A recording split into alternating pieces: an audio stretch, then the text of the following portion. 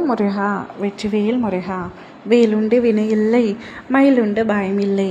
என் அன்பு தங்கமே, இன்று உன்னை பார்க்க உன் வீடு தேடி வந்துள்ளேன். பல உறவுகளால் அடிபட்டு கொண்டிருக்கின்றாய், காயப்பட்டு கொண்டிருக்கின்றாய். வழியில் இருந்து மீண்டு வர முடியாமல் தவித்து கொண்டிருக்கின்றாய். சிலரை மறக்கவும் உன்னால் முடியவில்லை. விட்டு சென்றவரையும் பிரிந்தவரையும் நினைத்து இன்று வரை கண்கலங்கி அழுது கொண்டே இருக்கின்றாய்.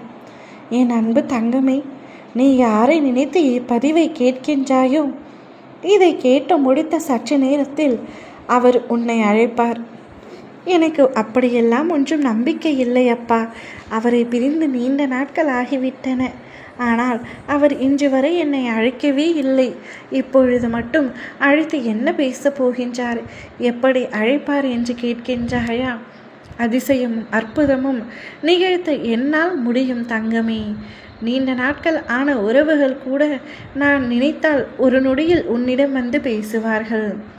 இழந்து விட்டோமே, தவித்து விட்டோமே, தொலைத்து விட்டோமே என்று நீ எத்தனைய உறவுகளை இன்று வரை நினைத்து மறக்க முடியாமல் தவிக்கின்றாய்.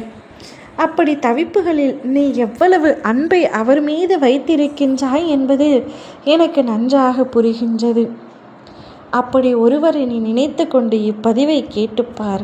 நிச்சயமாக அவராகவே உன்னை தேடி வருவார். உன்னுடைய வாழ்க்கையில் நீ எவ்வளவோ கஷ்டங்களை சந்தித்து விட்டாய். இன்றைய நாள் ஆனால் உனக்கு இன்பமானதாக அமைய போகின்றது. நீ விரும்பிய செய்தியை கேட்கப் போகின்றாய். உன்னுடைய விருப்பங்கள் அனைத்தும் நிறைவேறப் போகின்றது.